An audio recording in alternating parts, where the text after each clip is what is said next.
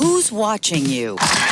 Fans attending the Super Bowl had no idea they were in a lineup of sorts, under surveillance, tracked by electronic eyes in search of criminal faces. There is no expectation of privacy in a crowd of 100,000 people. It's not the only place Big Brother keeps his eye on you. Don't forget to smile the next time you drive through an intersection, walk down the street, through a bank, a restaurant, or a casino. Your face could be captured and possibly stored, all legal and done in the name of public safety. It did identify 19 individuals. These individuals range from con artists to pickpockets. But are you, the private citizen, becoming public property?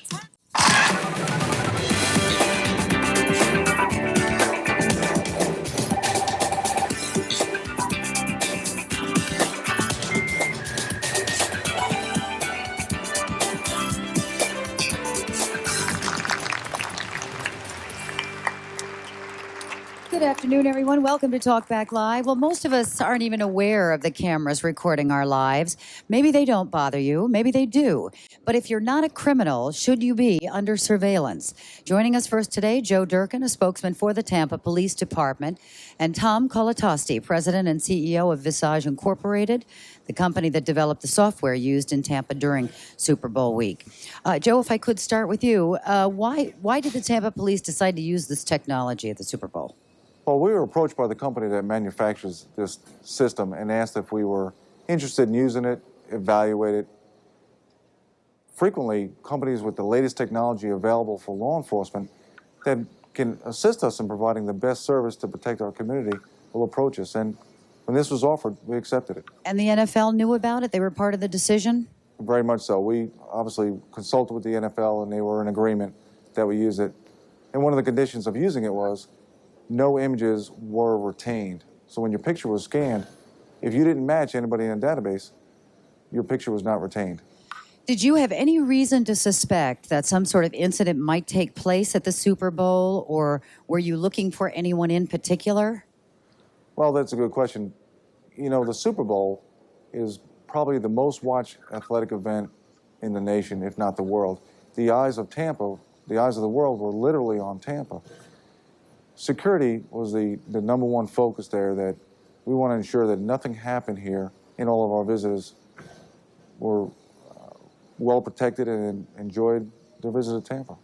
So you were not looking for anyone in particular, or you didn't have any threats of any kind? No, you're always on alert for any potential that can happen. I mean, that's the focus of law enforcement. Preparation, not paranoia, is what keeps you safe. Let me bring Tom in here quickly. Tom, how does this technology work?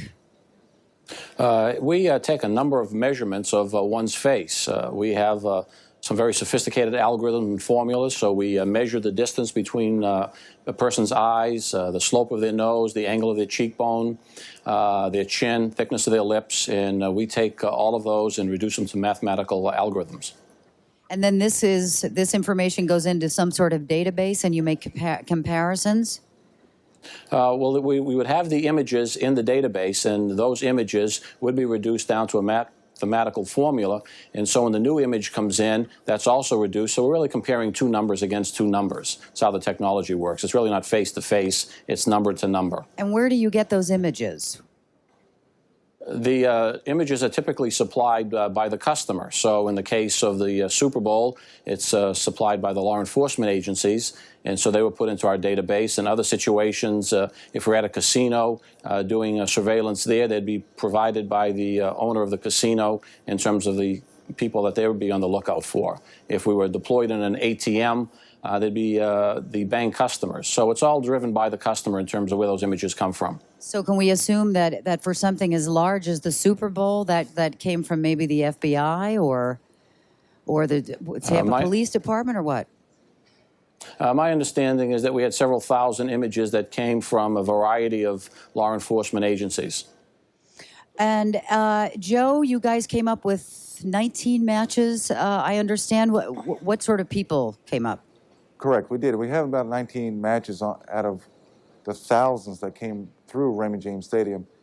The individuals that were identified, they had backgrounds dealing with pickpockets, con artists, that kind of thing. So what did you do with those people? Did you approach them or did you arrest them? In that case, no, because the individuals that were identified, they didn't raise the concern of the highest level for us. What it did do, it confirmed our suspicions that there were going to be a multitude of individuals with a background in pickpocketing, con games, attracted to the Tampa area to deal with preying on the visitors here. What if you turned up somebody that, say, had, you know, I don't know, 50 outstanding parking tickets or something? If a match was, I mean, could a match have come out of that because they had this sort of past outstanding record? And if so, did you sort of keep that information for later? No, the database was primarily for individuals with a propensity for the crimes inflicted upon a larger crowd, such as the pickpockets, up to and including a possible terrorist.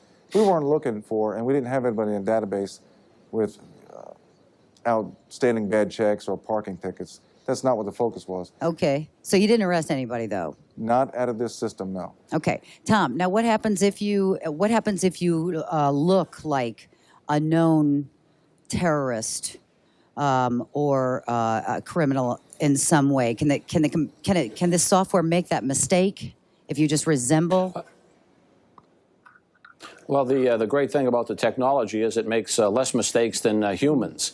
Humans tend to identify people based on height, race, gender, body type, blue coats, things of that nature. To the extent that our technology is based on mathematics, it's simply looking at all of the formulas on a person's face. So it's much more reliable. And so we're very excited about our technology because it will reduce the misinformation and the misidentification of a number of people. And so we think we're adding an awful lot to consumers and to the marketplace that have concern with privacy and bad things happening to them. Joe, what if you guys had identified a known terrorist? What would you have done then? I mean, do you have to, maybe this known terrorist was just attending the Super Bowl. I mean, do you still have to have probable cause to approach him or arrest him? Well, in that case, had we had somebody of that magnitude identified, obviously we would have had the cameras kept on him until we would have had officers approach the individual and take it from there. But ideally, that's what the system was for, is a very much a proactive approach to crime fighting. Let me go to the audience here quickly. Isaac, you had a comment about this. You're sort of bothered by this, I presume. Well, with the way it's working right now, it's okay because they're not storing anything and they're not cataloging people. But people being people, they foreseeably in the future, they could, whoever had this technology could take it and catalog people and have them in a certain arena. I'm just wondering, are they going to stop it anytime soon? Is it going to go any further, or is it just going to stay at this level? What do you think the potential for abuse of this technology is, Tom? Well, we think it's a great improvement over the technology that exists today. If you go into a 7-Eleven or a McDonald's or a bank or a gas station, they have video cameras there, and those are on tape and are being stored. And so our technology is a quantum leap improvement over that because we're taking the image and we're not retaining it, and we're simply using it, bouncing it against the database, and then it gets dropped. So for people that have that concern, we share it. And we think we're making a giant step forward to reduce that concern. Let me bring in someone else who has concerns about this. Barry Steinhardt is with us. He's Associate Director of the ACLU. Barry, thank you for joining us. My pleasure. What's wrong with this picture in your view? Well, there's something very chilling about law enforcement videotaping everyone who's coming into the nation's premier sporting event and then checking their identity against a database. But if you look beyond this particular application at the Super Bowl and look to the future, what it tells us is that we are really on the cusp of a surveillance society where you're not going to be able to go anywhere without being subject to both surveillance and identification. And perhaps this application was relatively benign, although I still find it chilling. But the next set of applications will not be so benign. Isaac's question from the audience was exactly the right question. What are we going to do with this information next? The problem we have now is that the technology is developing at light speed, but the law is still in the Stone Ages when it comes to protecting our privacy. I guess I'm still wondering from Tom about how you protect this technology from being abused. You said it keeps getting better and better, but there isn't a technology out there that can't be abused. So how do you do well, that? you know, that's certainly true. Any technology can be abused. It's just interesting to me hearing the commentary about the concern about it. It seems to me that as we look at the history of technology, that people seem to always resist it. I don't know what it is about the human condition that seems to react against technology. They said this about penicillin. They said it about TVs. They said it about television and the internet. We're on the other side of it. We believe this offers a level of security and convenience that's far beyond what we experience today. And we're very excited about all of the problems that exist today and the abuses that occur. And this technology gives greater freedom and greater privacy to individuals. We wouldn't be doing it for any other reason. I got to take a quick break here, and as I do, we do have a statement from the Vice President of Public Relations for the National Football League, Greg Aiello, who says video surveillance in public places and at events like the Super Bowl is part of routine law enforcement procedure in order to better protect the public. We'll take a break. What do you think? Is the technology a good way to catch criminals? Is it invasion of privacy, or both? Take the Talkback Live online viewer vote at cnn.com/talkback. AOL keyword is CNN. And we'll be back right after this.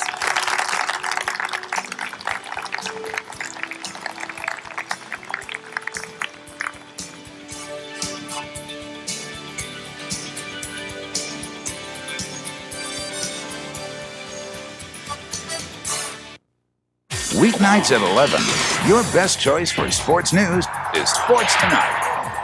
With Fred Hickman and Vince Cellini. It's a fun, fast-paced, and smarter approach to sports news. Together with the insiders at Sports Illustrated, Fred and Vince deliver all the day's sports news and highlights in just a half hour. Join Fred and Vince on Sports Tonight, weeknights at 11 on CNN. Since it installed surveillance cameras a month ago, the Massachusetts Turnpike Authority says it is catching an average of 600 vehicles a day using the automated fast lane. The city of Boston lost about $4 million last year in unpaid tolls.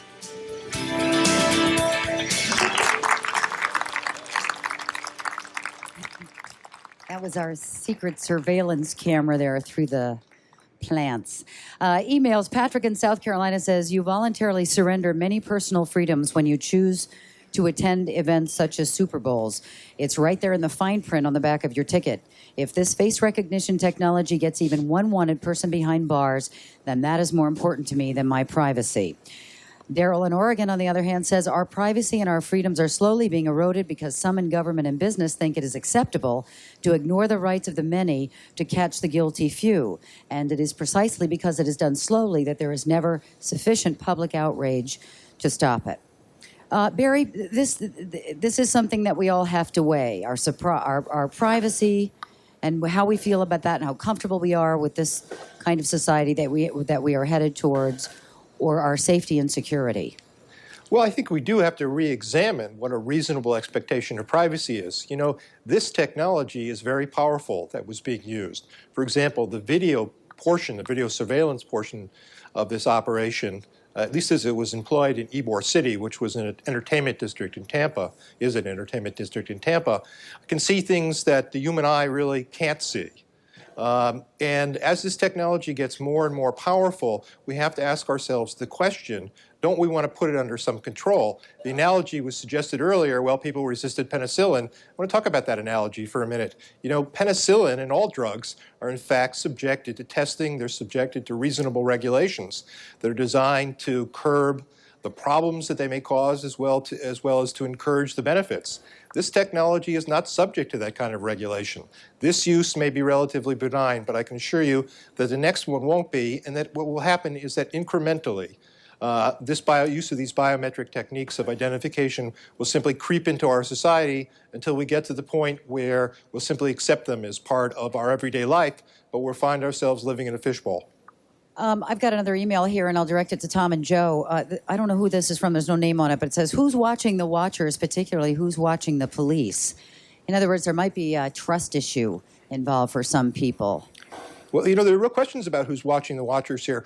We know, for example, that in the United Kingdom, where video surveillance is pervasive, that social scientists have studied it, and one thing they have found is that those video cameras are disproportionately turned on people of color and attractive young women. Attractive young women, not surprisingly, because it's men who operate the cameras.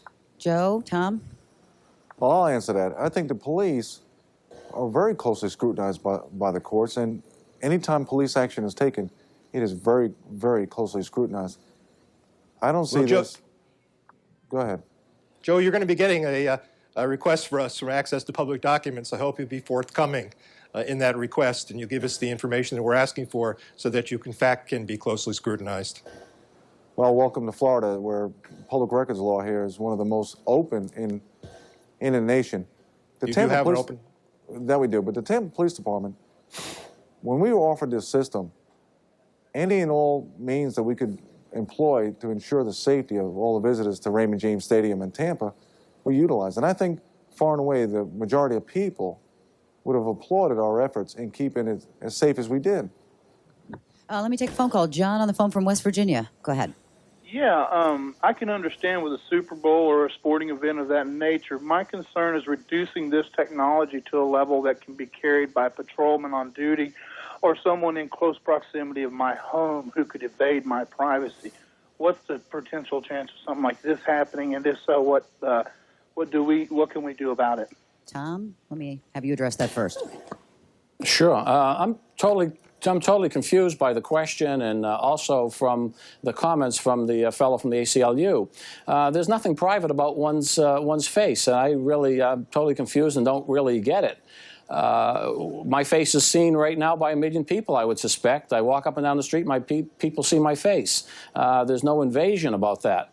The gentleman who just called with regard to the police, we think that's another wonderful application where if there was a tool in a police car so that the police officer knew when they stopped someone on the road who was in that car, and it would take that police officer out of harm's way. So we just see only beneficial applications to this.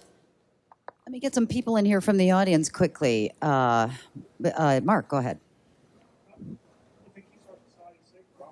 Okay with it. I don't see what the problem is. You're saying if it keeps society safer, most of the audience seems to be okay with that. Erica, or I'm sorry, Jacob. Yeah. Be the one. Yes, I hold some views that are not politically correct because I'm a Christian, and I'm worried that it could be used down the line in persecuted Christians because they don't agree with the laws of the land because they break God's laws. So this could be used in a very detrimental way, and I'm very, very concerned about it. I wonder if anybody else agrees with me. Jacob. You know, this kind of technology. I would just add, as a person who considers themselves a believer and a Christian, and I have very strong beliefs about my faith. But I think some of those concerns are just frankly silly. We had one person resisting a barcode because it was a 2D barcode, and they came up with this crazy notion that D is the 4th letter of the alphabet, and 2 plus 4 is 6, and somehow that was the mark of the beast. And we think that maybe some of those folks might be sincere, but they don't have a good understanding of Scripture. Well, you know, I'm not prepared to dismiss anybody's religious belief as inconsequential. But the question really poses this issue. Inevitably, this technology is going to be used against people who are most powerless and most despised in society, whether it is people of minority religious views or it's people of color. That's who the technology is going to be used against, particularly as the technology becomes more pervasive. Let me go to it would seem to me that if the ACLU is really concerned about privacy, that the fastest growing crime in America today is identity theft. 500,000 people last year were victims of identity theft. I could become you, Barry, before the end of the day because there are absolutely no controls over that. And once I became you, I could open credit cards, get checking accounts, passports. I could do a whole bunch of things. And so in that area, I think there ought to be legislation and ought to be some very proactive approach. That, to me, is what's scary. It isn't scary that someone sees my image. What's frightening to me is that someone becomes me, like happened to Tiger Woods a couple of weeks ago. Barry, hold that thought for just a minute. I got to go to break here. As we do, cameras at the Super Bowl are not a legitimate form of law enforcement. It is just another excuse to invade the privacy of law-abiding Americans. Jim says unless you're going to steal something, a surveillance system should not bother you. We'll be back.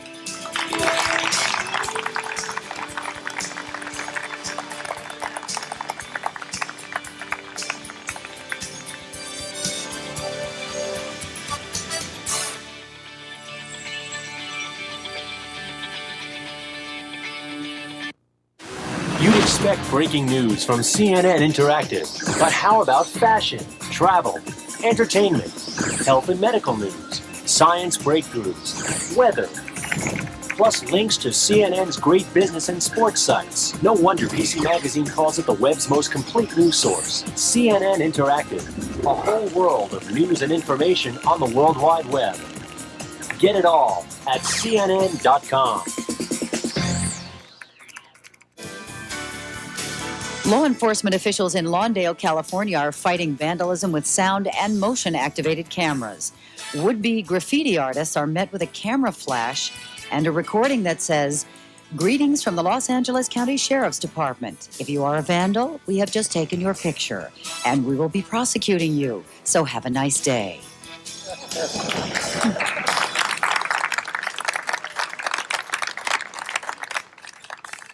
Let me do a statement that it's from Congressman Edward Markey, who's a Democrat from Massachusetts, who is co-chairman of the Congressional Privacy Caucus.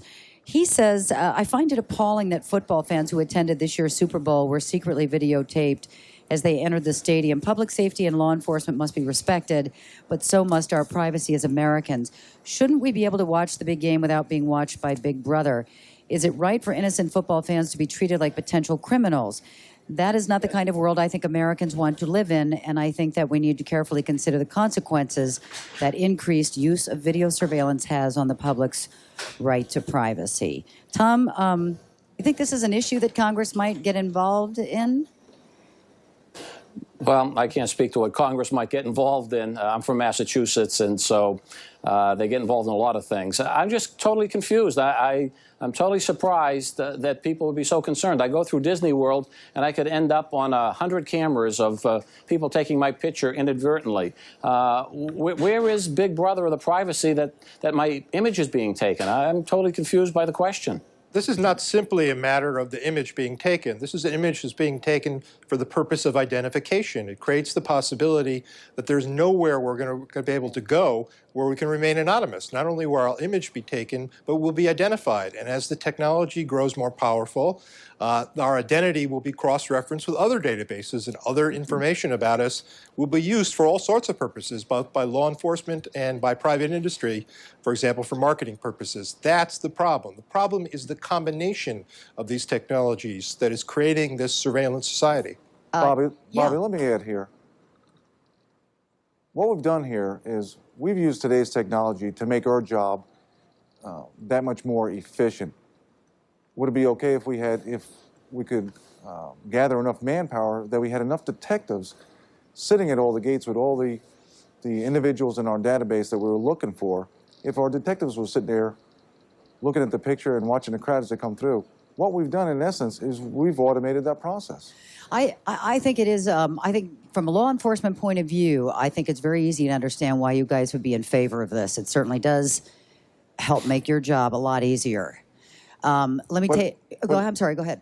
In addition, there was no secret videotaping going on. Clearly the cameras were in plain view, as well as there was posted throughout the exterior of Raymond James stadiums, warning that there was video surveillance, that you may be on closed circuit television. The NFL agreed to this with that position being taken, that clearly the warnings were there and that the pictures were not being retained. And really it comes down to, it's not what Tampa police or law enforcement in general believes about the privacy issue. What has the courts ruled? And clearly the courts have ruled there is no expectation of privacy in such a public setting. Is that right, Barry? Well, I think that is probably right, but I think the courts are going to begin to have to re-examine those questions in light of new technologies. There's a case right now before the United States Supreme Court involving the use of thermal imaging, which allows law enforcement to capture information from inside a house. And I think the courts are going to have to seriously look at the question of where do we have a reasonable expectation of privacy when technology is being developed that gives law enforcement powers that simply weren't available 10 or 15 years ago, and go far beyond anything that normal human senses can access. Let me go to this whole... It seems to me that the technology, in fact, turns the clock back. Today, if you went into the Super Bowl, you're being observed by undercover agents who you would have great risk that they're going to profile you or take some other very subjective features about Not all your 100,000 people behavior. going into the Super Bowl. They're all being watched, of course. So law enforcement is very concerned about suspicious behavior. This at least reduces it to an objective level and eliminates profiles. I'm surprised you're not supportive. I gotta take a break here, and I gotta say goodbye to Joe Durkin. Thank you for joining us, and Tom Colitosti, thank you for joining us. I want to go to this entire back row from the UK when we come back to talk to them, because there's a lot of that going on in England as well. We'll be back in a moment.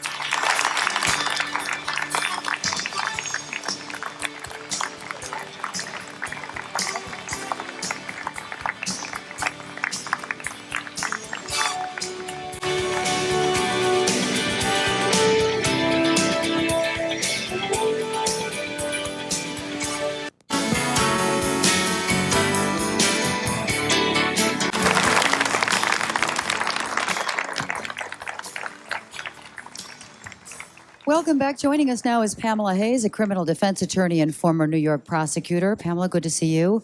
Good to be here. I'm curious. You're okay with this? Why?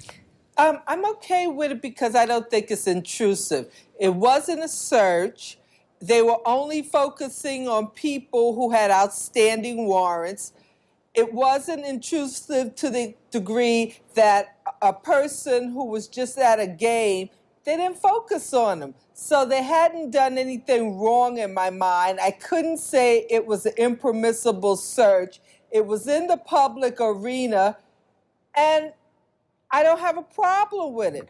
I would much rather sacrifice that motive of privacy for them to find somebody who is a potential terrorist or somebody who's out on the lam that they're trying to get. What if one of your clients was busted through this technology? Would you be against the technology as part of the defense, maybe? I'm not against the technology as part of a defense because it's not a search. If it's not a search, then I don't have a legal basis for objecting. I might not like that my client got busted, but I have to have a legal basis for putting forth good arguments to the court. And in this instance, they haven't done anything wrong. It's the same as being captured on local TV news and going from there. Joe has a legal question. Go ahead. I was asking him if the guidelines for this videotapes fall under the same as guidelines for voice tapes in a court of law. You know, otherwise they have to have either a judge's permission or the person's permission in order to make a tape, you know, admissible in court. Does that fall under do videotapes fall under the same guidelines? No, not at all. There are two different things happening here. What they had was a videotape in a public arena. They wasn't taking anything from the public, this doing a reflection of their picture. And for that reason, I don't think it's a search. When you have an issue about a video camera and you need somebody's permission, what you're doing is seizing the conversation. And an illegal search and an illegal seizure is impermissible against the Fourth Amendment. And that's where you get your problem at. Barry? So they're two different things, in my opinion. Well, I agree that the answer to that is no, but I don't think that that's ought to be the right answer. You know, until very recently, the Supreme Court said that wiretapping a conversation wasn't a form of search. It wasn't until 1968 that they ruled to the contrary on that. We need to examine the question, re-examine the question of what's a search.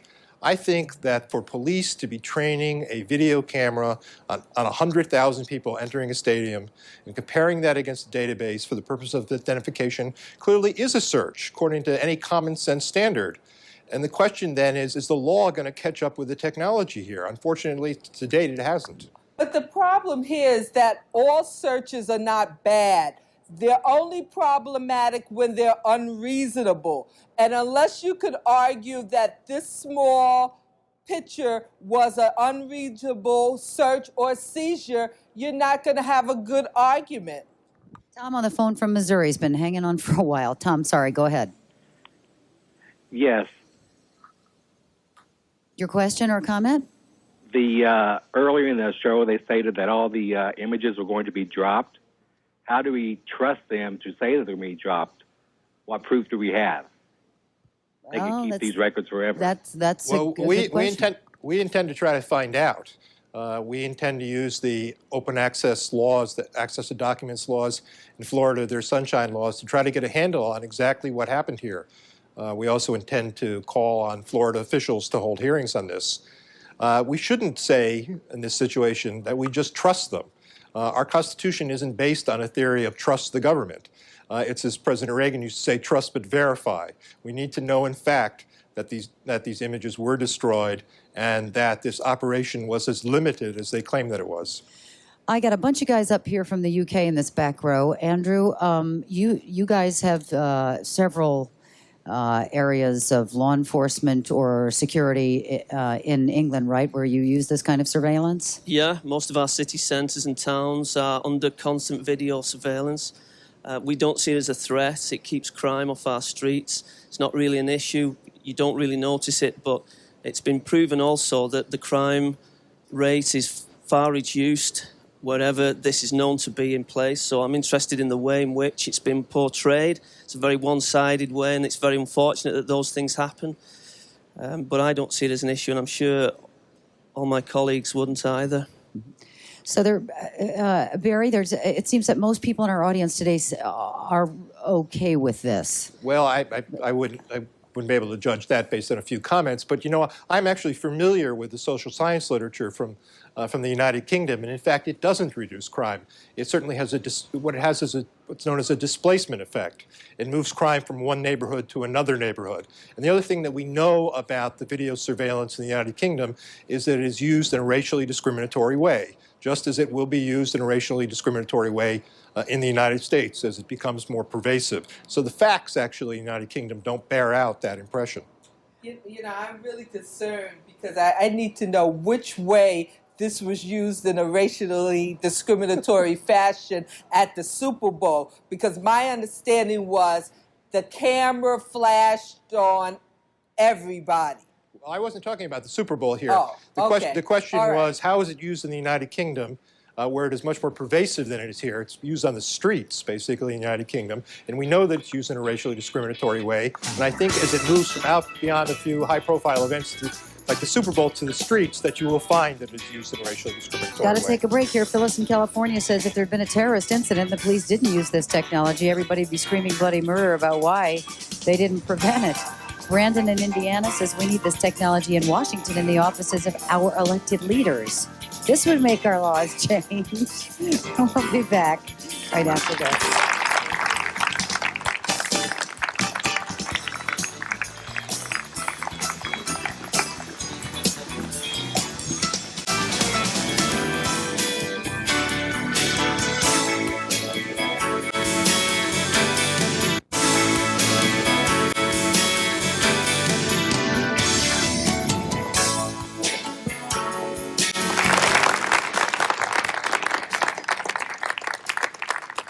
Let me go to Ivy on the phone from California. Ivy, go ahead. Yes, Bobby. I cannot believe how people are opposed to these surveillance cameras. I would feel extremely safe. After all, if this is the way they have to catch these rotten apples, so be it. I think there should be surveillance cameras everywhere. All right, Shelley, your thoughts? I'm in favor of this because it's going to protect me. But unfortunately, I don't think we live in the perfect world, so I'm afraid of when this technology falls into the wrong hands. Where do we go then? How do we stop it? I'm still curious about the Super Bowl. Pam, if someone had been pulled aside at the Super Bowl, for example, because their face came up as a match for someone, and someone said to them, can you please show us your ID, your license or something, would you have to show it, or can you say no? You know, what have I done wrong? I think you could say no. Nobody said you have to comply. You always have the right to refuse. In most instances, you do it at your peril. But you always have the right to say no. All right. Up to the audience and Angela. Okay. The majority of this discussion is centered on the law enforcement use of this technology. And I think most people would agree with the application and the example of the Super Bowl. usage. But intent is also another factor in this equation, and I don't see the protection or the legal environment laws that would be a protection for unscrupulous uses of this technology, the processes, and the information or databases that it would generate. And a couple of emails we have. Every time I hear someone in authority say, "Trust me," the hair on the back of my neck stands up. I'm so tired of people crying about their rights. Honest people have nothing to hide. I'm not getting any names on these emails, by the way, so I'm not sure who they're coming from. To the audience here quickly. Can our guests still hear now? We had a little audio problems there. I can hear now, You yes. can hear now? Yeah. Okay. Joe? Oh, I don't remember what you said. Okay. Barry, what is your greatest fear here about where we are heading? I mean, within realistic parameters, where do you think we'll be? Oh, I think this technology is likely to become pervasive and to be used in an unsupervised, unregulated way so that both law enforcement and the private sector are going to be able to identify us in situations where we otherwise would assume that we are anonymous, so that you're just walking down the street, minding your own business, living your daily life, and all of a sudden you find out that you're subject to identification. That may have consequences, for example, if you're someone that law enforcement profiles as someone that they want to talk to, even though you're not committing any crime, or it may have consequences if private industry figures out who you are, and they begin to deluge you with advertisements or come-ons for purchases of services or goods. That's the kind of thing that we're moving towards unless we begin to get some handle on this technology now. You know, I'm not in favor of a Luddite approach of let's just smash the technology here. We can't put this genie back in the bottle, but we can create the kind of common sense privacy rules that allow for the control of this technology in the same way we have common sense rules about prescription drugs like penicillin. And let me go to Dick. You had a question for Barry. I had a question for Barry. Suppose your car up in the parking lot here is being trashed by someone, and they catch the person on the surveillance camera, and then they are able to match it up with a database and able to catch the person. Would you be in favor of it then? Well, you're talking about two very different situations. What happened at the Super Bowl and what's increasingly happening on the streets is that innocent people are being targeted for surveillance, simply walking down the street or entering a public facility like the stadium in Tampa. That's very different from a general pan of an open parking lot. I don't think my car has any expectation of privacy, but here you're talking about a systematic form of surveillance, and we need to begin to ask questions about how that operates and what happens to that information and how the targets are selected. I got to take another break. We'll be back in just a moment.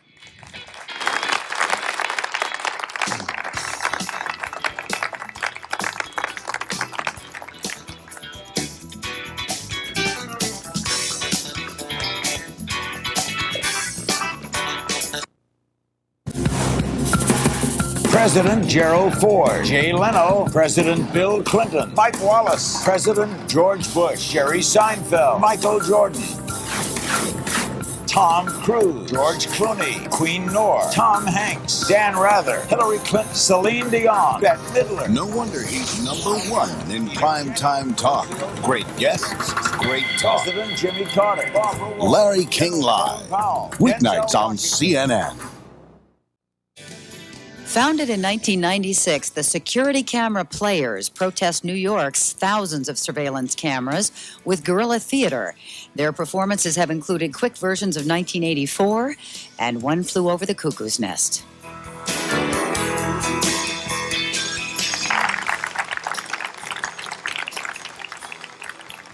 We have another congressional reaction to this. Representative Joe Barton, who's a Republican from Texas, is co-chair of the Congressional Privacy Caucus. He says, I am one of the strongest congressional proponents of protecting the right to privacy of every American. I am, however, cognizant of the need for legitimate law enforcement agencies to use existing technology to protect the public in situations where it is reasonable to expect a security breach or a terrorist act. I do believe, however, these agencies should be held accountable to using proper judicial restraint and for obtaining the appropriate warrants to narrow the purpose of any such search operation. To the audience here, we got a bunch of folks. Mark, Eddie? Yeah, I'm just wondering what Barry or the ACLU's position would be today if, in fact, this would have led to an arrest and the prevention of a possible terrorist attack. Well, of course it didn't. And, you know, we have to be very careful here about law enforcement waving the bloody flag of terrorism all the time. That, for example, is what has justified an enormous increase in the use of electronic surveillance, wiretapping. But we know from that instance where the government is actually required to submit reports every year about how they use it, that it is almost never used for any investigation of any crime that could ever be related to terrorism or, generally speaking, even violence. We've got to be real careful. It's important to remember that 100,000 people were surveilled here, and they got 19 hits, they say, none of which resulted in an arrest. Let's be careful about these red flags being waved around to justify invasions of our privacy and our rights. Bobby, the only issue that I take with Barry is I don't think it's a red flag to think that there could be security breaches when you have that number of people in a crowded area like a Super Bowl. If you want to have hearings to see what they did with the rest of the film, I think that's fine. But I don't think you should tie law enforcement's hands when they're trying to do a legitimate job. I'm going to let that be the last word today. We'll take a quick look at the poll before we go here. The question was, surveillance systems in public places are a violation of privacy, 32%. A good way to catch criminals, 40%. Both, 28%. Barry Steinhardt, Pamela Hayes, thank you both very much for joining us. Good to be here. And thank you for joining us as well. We'll see you again tomorrow at 3 for more Talkback.